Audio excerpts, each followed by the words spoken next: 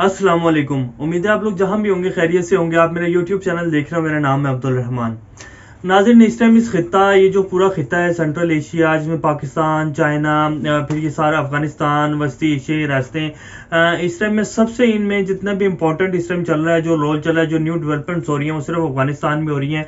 और इस टाइम अफगानिस्तान का जो अमन है वो पाकिस्तान, चाइना और जितनी वस्ती एशियाई रास्ते हैं, क्योंकि सेंट्रल एशिया जितनी भी स्टेट्स हैं, ताजिकिस्तान, उज्बेकिस्तान, किर्गिस्तान, अफगान जो अफगानिस्तान, क्योंकि उस साइड पर उन्होंने कोई भी अपनी बॉर्डर मैनेजमेंट इतनी खास नहीं की हुई, तो उस वजह से जितना भी ये अफगानिस्तान के जो कुछ लोग हैं, जो कुछ आर्मी है, कुछ लोग, कुछ अफगान शहरी जो हैं उस तरफ को जाना शुरू हो गए हैं, उनके बॉर्डर्स की तरफ। तो इस टाइम जो पूरे इस खित्ते में सबसे ज़्यादा इंपॉर्टेंट रोल है वो अफगानिस्तान का है। और इस टाइम में जितनी भी लेटेस्ट अपडेट्स आ रही हैं वो अफगानिस्तान के हवाले से आ रही हैं।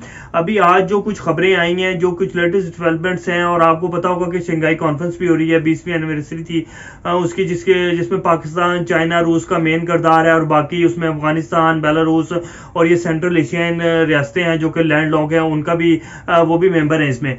तो उसका जो मौकफ आया है, उसमें जितनी उसकी मीटिंग थी, उसमें जो सबसे ज़्यादा जिस टॉपिक पर बात हुई है वो अफगानिस्तान में जो इस टाइम हालात हैं जंग के, और अफगानिस्तान का अमन, उसके ऊपर बात हुई है। उसका क्या मौकफ आया वो भी आपको बताएंगे।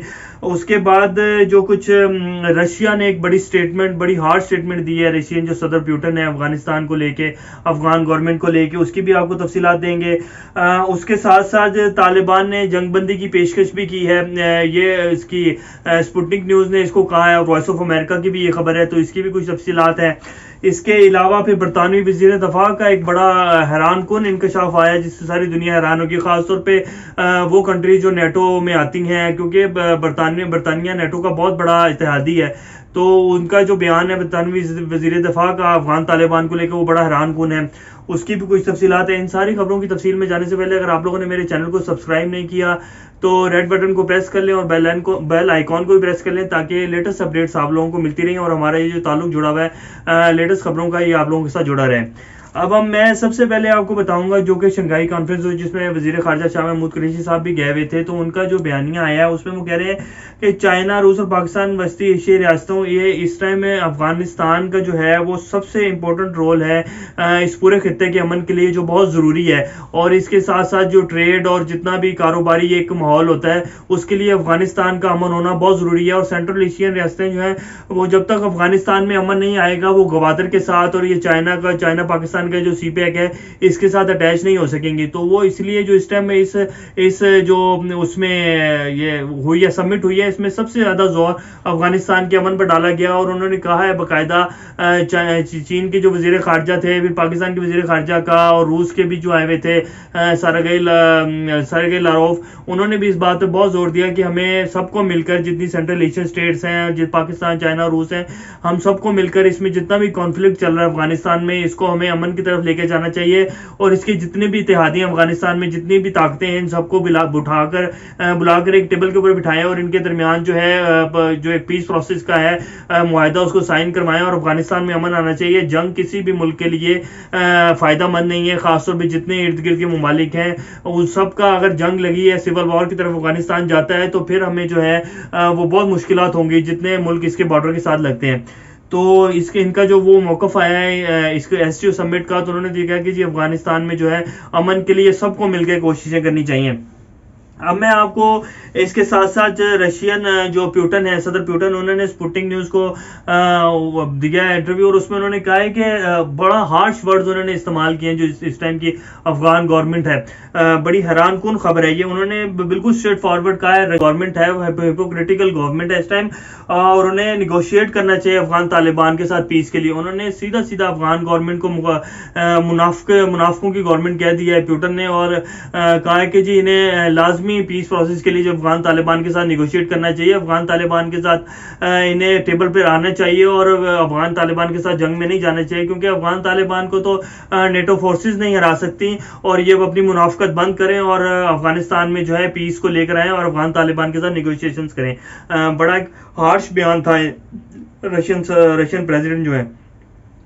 अब मैं इसके साथ साथ आपको थोड़ी सी पहले मैं आपको बता देता हूँ कि जी जो ज़बीहुल्लाह मुजाहिद ने जो है तर्जुमान है तालिबान के, आपको पता होगा तुर्की जो है वो नेटो के इत्तेहादियों में आता है। तो तुर्की ने काबुल अमेरिका से एक मुआहदा हुआ है जो भी कल या परसों साइन हुआ है। उसमें तुर्की ने जो है अपने 600 फौजी जो है वो काबुल एयरपोर्ट के लिए की है कि जी हम अपने 600 फौजी जो है वो काबुल एयरपोर्ट की सिक्योरिटी के लिए भेजेंगे। तो उस पर तालिबान का बड़ा एक सख्त रद्द अमल आया। उन्होंने कहा कि जी हम तुर्की को तुर्की की तरह देखना चाहते हैं, हमें जब जरूरत पड़ेगी तुर्की की तो हम तुर्की की हुकूमत और तुर्की के अवाम के पास जाएंगे।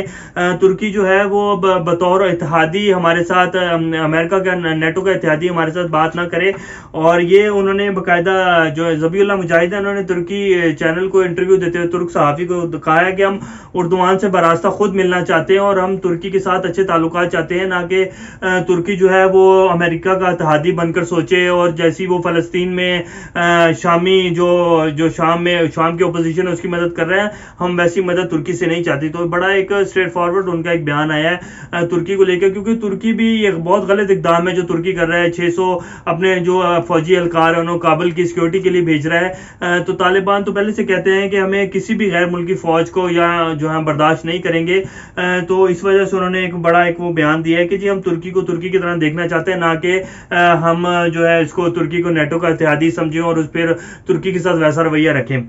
तो अब देखें इसके बारे में आगे क्या होता है। बहरहाल इसका ये भी आजकल बड़ा एक उसके ऊपर गर्म माहौल चल रहा है तुर्की के साथ अफगान तालिबान का। अब इसके साथ साथ मैं आपको थोड़ा सा बरतानवी वजीर दफा है बेन वॉल्स, उनका एक बड़ा हैरान कुन, जितने भी तजिया निगार हैं, जितने भी बड़े बड़े थिंक टैंक्स हैं वो बड़ा हैरान कुन समझ रहे हैं इस बात को। उन्होंने स्ट्रेट फॉरवर्ड कहा जी अगर अगर अफगानिस्तान में तालिबान की हुकूमत आती है तो हम तालिबान के साथ मिलकर काम करना चाहते हैं और बरतानवी हुकूमत इनके साथ काम करने को तैयार है। अब बड़ी एक हैरान कुन बात है कि बरतानिया जो है वो अमेरिका का सबसे बड़ा इत्तेहादी है। बरतानिया और अमेरिका की हुई बात जो होती है, नेटो जितने भी कंट्रीज हैं या इनकी बात में कभी भी आपस में एक दूसरे के खिलाफ कोई फर्क नहीं आया और कभी भी बरतानिया अमेरिका एक दूसरे के खिलाफ किसी भी दोनों मुल्कों ने एक दूसरे के खिलाफ बात नहीं की। लेकिन ये इस बयान को इस तरह भी देखा जा रहा है कि वजीर दिफा का जो बयान आया है इसका मतलब है कि अमेरिका और जितने भी नेटो फोर्सेस थे इन्होंने अपनी शिकस्त कबूल कर ली है। और इसको लेकर ये बात वाकई ही सही है कि अमेरिका और जितनी भी नेटो फोर्सेस हैं बुरी तरह रुस्वा होकर निकली हैं इस खित्ते से।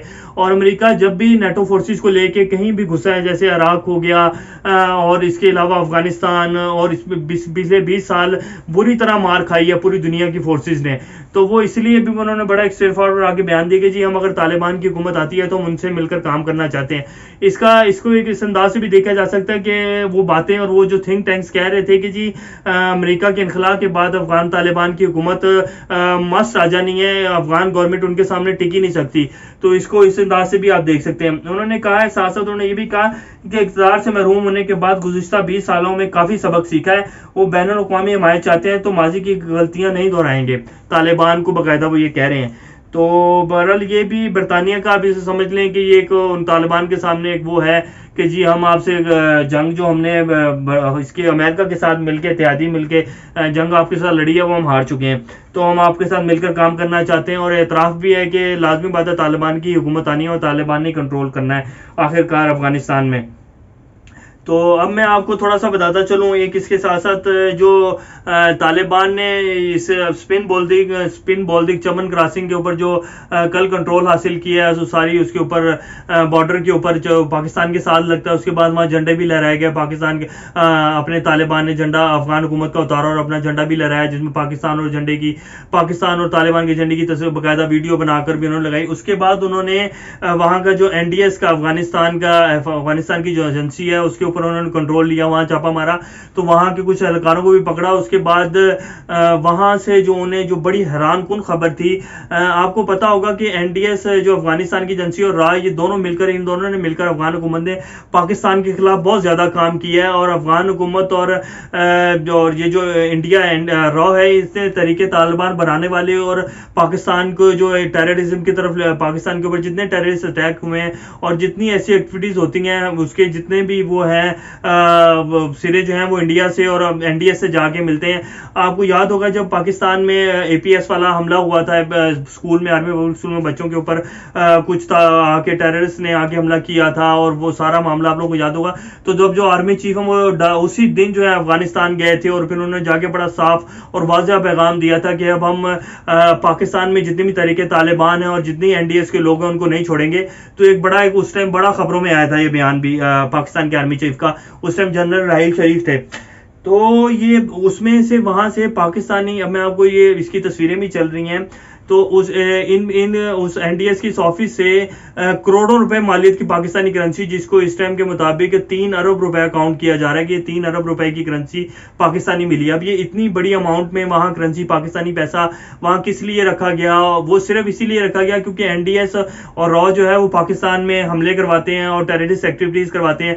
अभी ये जो लेटेस्ट हमला हुआ है लाहौर वाला, जौहर टाउन वाला, इसके भी मोई यूसुफ साहब ने आके डायरेक्ट जो है इंडिया के उसके ऊपर उसके जितने भी वो थे एविडेंस जो थी वो पेश किए कि जी इन सब लोगों का ताल्लुक और जहां से इनको टास्क मिला और बाकायदा इंडिया रॉ चीफ तक उनके वो सारा उन्होंने एविडेंस दिखाए कि ये सारा इंडिया वहां से रॉ ने करवाया और साथ अफगानिस्तान के एनडीएस के ऊपर भी उन्होंने इल्जाम लगाए थे। तो वो बिल्कुल सच एविडेंस के साथ उन्होंने एक प्रेस कॉन्फ्रेंस की थी। तो ये सारा जो पैसा है ये इसीलिए इस्तेमाल किया जा रहा था, वहां एनडीएस बैठी हुई थी चमन बॉर्डर के ऊपर और जितनी भी एक्टिविटीज थी वहीं से होती थी। तो ये वहाँ खैर पर तालिबान ने उस सारे पैसे को भी कंट्रोल कर लिया और वो सारा जो एनडीएस के बंदे थे उनको भी खैर पकड़ लिया। अब इसके हिसाब से अब मैं आपको एक और खबर देता चलूँ जो कि स्पुतनिक न्यूज़ पर ही चल रही है। ये रशियन न्यूज़ एजेंसी है और फिर एनडीटीवी जो कि इंडियन एक एजेंसी, उन्होंने भी इस खबर को कोट किया है कि अफगान तालिबान ने जंगबंदी की पेशकश की है। अफगान तालिबान ने जंगबंदी की पेशकश तो नहीं की, ये जो खबरें चल रही हैं जो कि इंडिया टीवी के मुताबिक अफगान तालिबान ने ये कहा है कि जी इनके जो तर्जुमान है मोहम्मद नईम, उन्होंने कहा है कि जी हम अपनी जो मिलिट्री ऑपरेशंस हैं उनको महदूद करने का हमने ऑफर किया है। उसकी सिर्फ 2 शराइत के ऊपर वो भी हमने ऑफर किया है कि एक तो हमारे जो 7000 अफगान साथी जो अफगान हुकूमत ने कैद किए हुए उनको रहा करें, और दूसरा जो हमने आलम इस्लाम और यूनाइटेड नेशन से एक अपील की है कि जी हमें जो ब्लैक लिस्ट किया हुआ है, टेररिज्म की एक ब्लैक लिस्ट होती है, उसमें जो हमारी अफगान तालिबान की जो है वो उसको उससे निकालें, अफगान तालिबान को उस लिस्ट से निकालें। तो ये उन्होंने दो किए हैं कि जी हम अपनी जो महदूद कर देंगे लेकिन अभी हम जंगबंदी की कोई वो उसके ऊपर नहीं कर रहे कि जी हमने जंगबंदी की, और वो भी ये भी जो है मिलिट्री ऑपरेशंस को महदूद करें, सिर्फ 3 मंथ्स की ऑफर करवाई गई है। तो अभी तक कोई अफगान गवर्नमेंट और यूएनओ की तरफ से इसकी कोई वो नहीं आई। अभी देखें इसके बारे में भी क्या बनता है आगे।